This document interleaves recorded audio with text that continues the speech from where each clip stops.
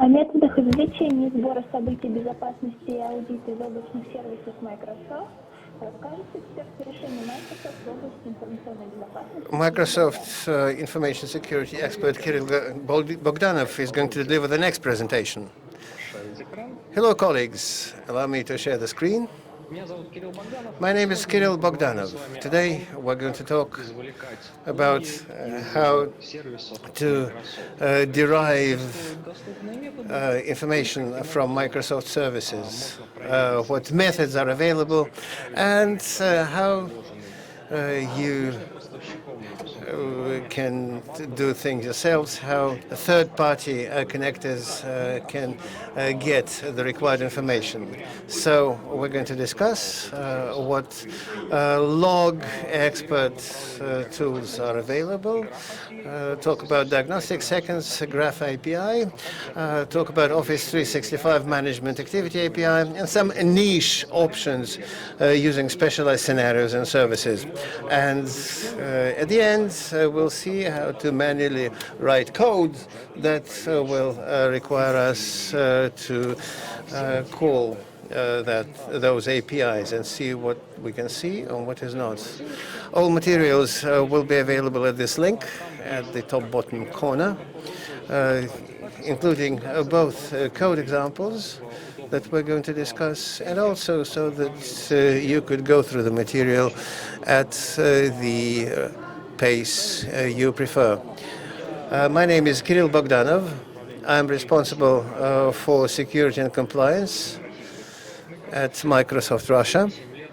And over the past 7 years, I've been helping large enterprise customers in Russia to provide security of their data in our clouds, and also to provide for the internal infrastructure security using Microsoft clouds. Microsoft services are divided in two types, Microsoft 365 and Azure. Azure includes such platform areas as platform as a service, a database as a service, storage as a service, and M365 covers more high-level tasks such as Microsoft Office 365 with all the services that it includes, and also all security services that now go under the umbrella of the Defender brand. Most settings related to Azure are one way or the other relevant for the services that run on top. Regarding the audit components, then there's a parameter called diagnostic settings that allows taking all the service information, event logs, both relating to the service and also external, affecting the service from the outside, to take them to an external source. A Microsoft Graph API is a standard to interact with the outside world for Microsoft developers. So most of the software interfaces that allow manipulating data, the service data from the outside, including receiving reports and logs, implemented with Graph API. As to Office 365, historically, events, protocols, and workload and logs are exposed via Office 365 Management Activity IP, which is part of the unified log of the services that brings logs together from different sources and exposing them through a single rule. Azure diagnostic settings includes three categories. That's management events, when you do something with an object. For instance, you have changed settings in a VM, updated your subscription, and so on. Then service logs, that's what's happening within the services. It's VM logs that are accumulated and processed inside. All the processes that run within the service. And finally, the third category includes results of event processing. That relates mostly to security events. An alert has been fired. We received that, and we've done work on that. So they're logged as a separate category. For instance, Microsoft Endpoint Manager and the cloud side of the Intune. In the tenant registration, there's a section called Diagnostic Settings. In other services, it will also belong to the Monitoring and Configuration section. Here, you can set up logging parameters. Graph API, as I said, it's a unified integration interface for different Microsoft Cloud services. As to audit and downloading events, the data includes call records in Team Skype for Business, agreement acceptances, so if the results of how the events were presented can be retrieved programmatically. Security notifications, you can download alerts from the entire line of security events of Microsoft. Then Azure AD audit events,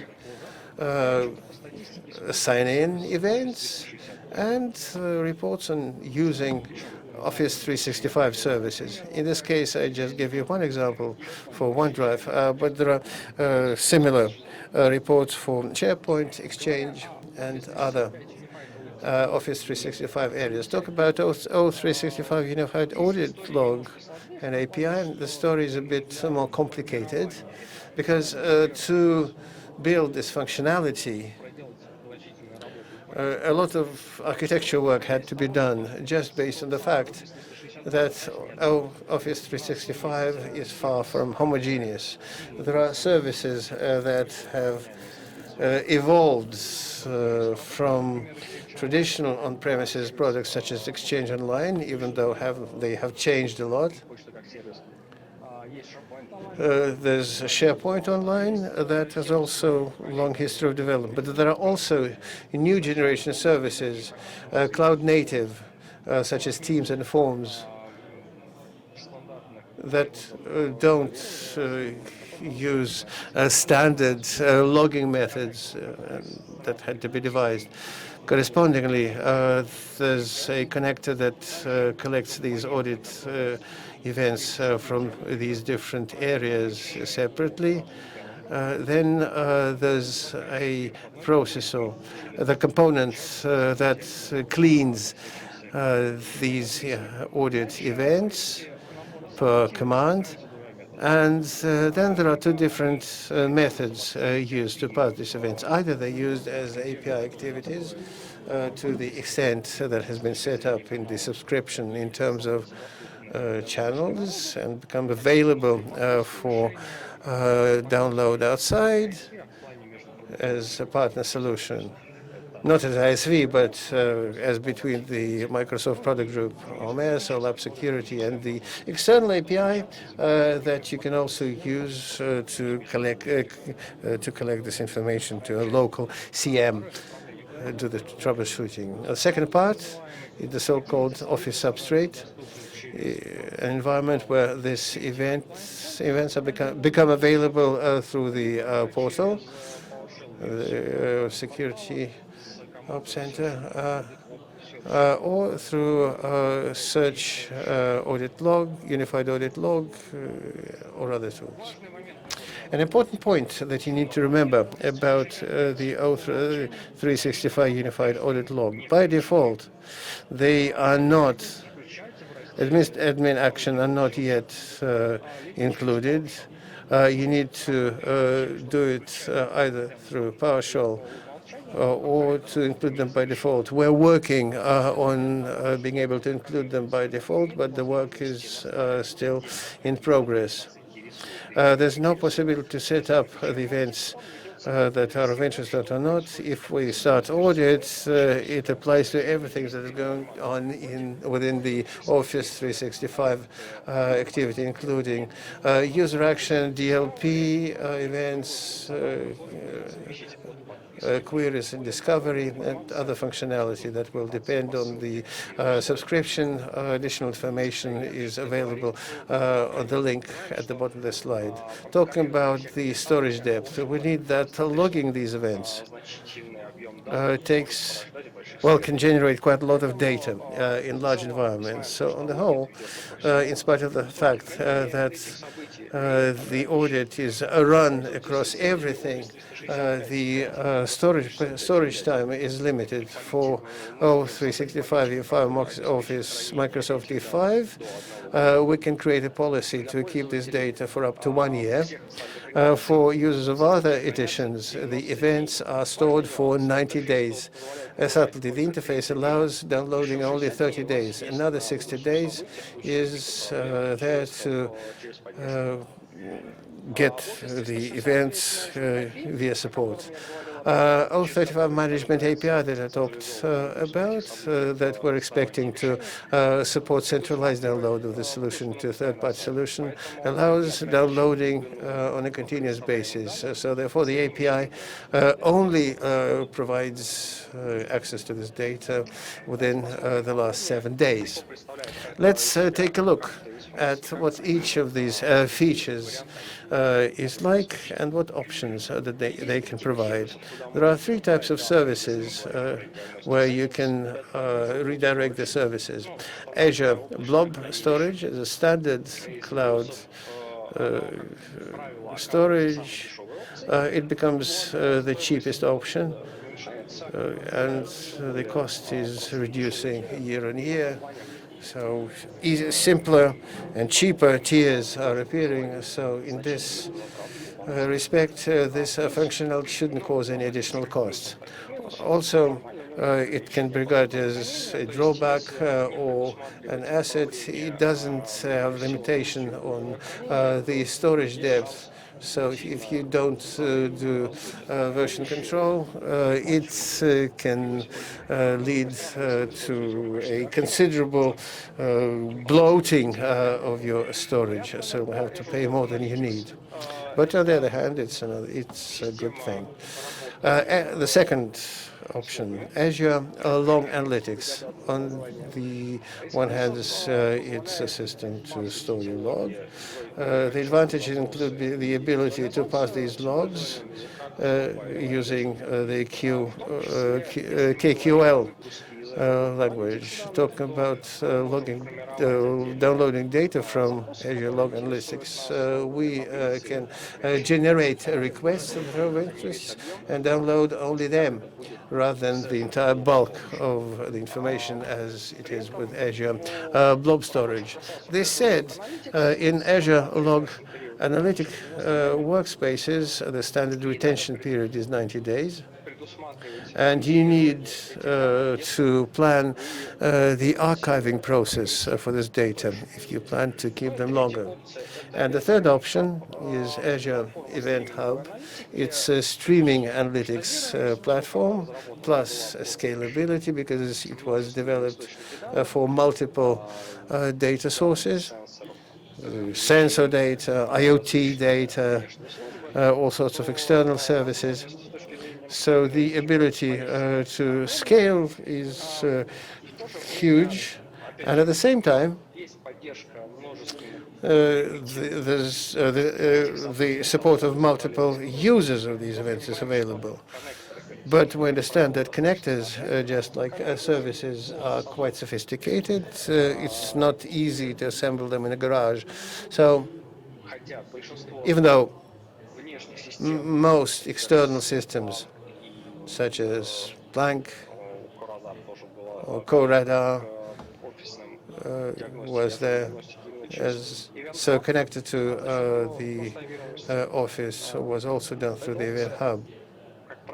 This option turns out to be the most expensive of the 3 listed.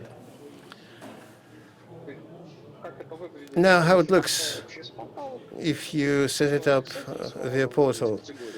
diagnostic settings, we can select the category of logs that we want to download, and we select the type of storage that we are creating. We can set up several sets of diagnostic settings so that every log type of every storage type should get its rule. In addition to the GUI, you're able to set these parameters up using PowerShell through the Set Azure Diagnostic Settings applet and Azure CLI and REST API. In addition to that, diagnostic settings can be set up using Azure Policy. That allows us to preset the standardized event download settings in an absolutely same way by having defined them in the same way, applying the policies that as part of the subscription, so that these logs are transmitted and sent in the pre-configured way. If we choose Azure Storage, then as a rule, the system suggests that we indicate the number of retention days, after which it starts rewriting the older data to provide the cyclicity and so as not to bloat the storage. In order to set these things up, you just need to specify the subscription and the storage account where we're going to download this data. Now about how to connect to it from the ground. The standard options. Access control, just like in every cloud storage systems, provides several ways. It's anonymous access, which I wouldn't recommend in any case unless you want to be part of the news, part of the internet research and news. Of course, these are not street buckets, a little bit less popular, but I still think that people who are researching open internet will have a lot of similar repositories than shared access access key. But the recommended way is to use Azure Active Directory that you can delegate on behalf of the user to provide access to the storage with the read or write privileges depending on the user permissions. For quick verification, we recommend to use Microsoft Azure Storage Explorer. So if you want to take a look at the events that may have occurred, download Azure Storage Explorer, connect, and you'll be able to get a quick answer to your questions. Log analytics. In terms of settings, everything's absolutely the same. We specify the subscription, specify the workspace. After that, logs start getting downloaded into this log space as separate tables. To connect to log analytics, you're able to get your application authorized and use the same KQL language to get the results. Also, at a continuous export feature is now being developed and available as preview. There are caveats here about the data table types that are available, but when this functionality moves from public preview to general to GA, the number is going to grow. And finally, if you use Azure Sentinel as your security management and response system, you need to remember that it runs on top of analytics, and in this case, perhaps you won't need to do anything additionally to pass this data there. The third option, Azure Event Hubs. As I said, it's a big data streaming platform. Most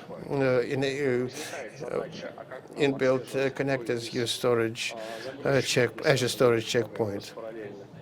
How to go about situation where some data has been downloaded. So the standard architecture includes using Azure Storage together with Azure Event Hubs. So information about the current versions of the data that has been already downloaded is maintained there. Now, Graph API. As mentioned earlier, Graph API is a universal API that's used by Microsoft services as a standard. You can use Graph Explorer to explore it and to use it, and then assigning the rights to the corresponding parts of the API. You can run queries to play with the request, to the query syntax, and to understand what to do if you want to call the graph or to set up the required parameters in your applications. Now, when it comes to the information, to the connectors that we do on our own, and this, there will be a certain demand on this, because it's about an external application that you authorize to access to your data, and see, you don't always control it. So maybe it's not recommended for all sorts of data, because it needs to be authorized as part of your tenant. If you use Custom Connect, just like is done in most on-premises systems, or you develop it yourself, the order of actions are the same. We get the app registered in Azure AD. We receive a JSON web token for both the application and API. And based on that, we generate the header for queries, and after that use REST GET and POST methods to interact with the API. By passing the token as part of the query header. Office 365 Management Activity API. It's a REST web service, also uses Azure AD and OAuth 2. Again, get a token and then continue interaction. It has 5 contact types: Azure Active Directory, Audit Exchange, Audit SharePoint, Audit General, and DLP-All. Well, they're quite self-explanatory. Category 4 includes everything that is not included in the third. DLP-All includes both data about DLP policy being fired. It's a separate category and requires a separate API. Permission not to mix sensitive data with general access data. So management. Step 1, we activate the category subscription. You can add a webhook. Step 2, we call the available contents with the bucket addresses returned, and then we see JSON. And as step 3, download data from this bucket. Data is collected from different sources and are not synchronized in time. The data from some sources can be delayed by up to 24 hours, just like with the AD Azure logs. And there's only one recommendation to be done to bypass this. Use other APIs to download the loads. There's a limit to the number of calls, no more than 60,000 requests per minute on publisher identifier. By default, the content is returned over the last 24 hours, and you can set any interval less than 24 hours for the past 7 days. As to the exotic information types, Microsoft Cloud App Security, our broker, can download our Office logs and from other services, AWS, Google, Dropbox, and then to pass on to the ground-based CM system, whatever has been imported from those logs. In this case, you don't do direct integration. It's just a component is set up on the cloud side, which on the one hand connects with the cloud and downloads the logs, and on the other hand passes them on to the local server. As to Defender for endpoints, or as it was called before, the Microsoft Defender ATP. It supports raw data streaming. That's all event types from advanced heighting can be loaded into Azure Storage or Event Hub. And one last example is Azure Information Protection, Unified Label Analytics, being able to set up telemetry, downloading this data in a centralized way or uploading it to the Microsoft Cloud, so as analysis can be run on how different people were using, were working with this label on different devices. I've got 5 minutes left, so therefore I suggest we may not fit the manual log verification. But again, because the materials and the code are available in the settings. So I think, on the whole, those who are interested enough, they can familiarize themselves with this thing themselves. I will just give you a step-by-step guide how to set up this access and how to get the information from all the different sources, Graph API, Analytics, Office 365. The detailed code is included in GitHub, if you follow the list shown in slide 1. Now, to draw the results, Microsoft Cloud services allow detailed event audits and downloading the events in different ways. It's a part of our effort to provide transparency and trust to the functionality. The way of downloading depends on the purpose and capability of the system. As a rule, you have a range of options to select from, and the use of standardized APIs allows to check for the health and configuration of connectors in an easy way.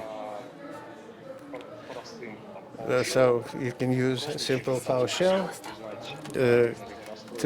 to learn if you've set up your connector properly, if you set up the connection permissions correctly.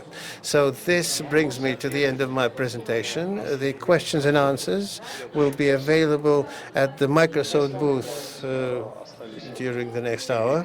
So if you have got something that you want to have clarification about, please connect our virtual Microsoft booth.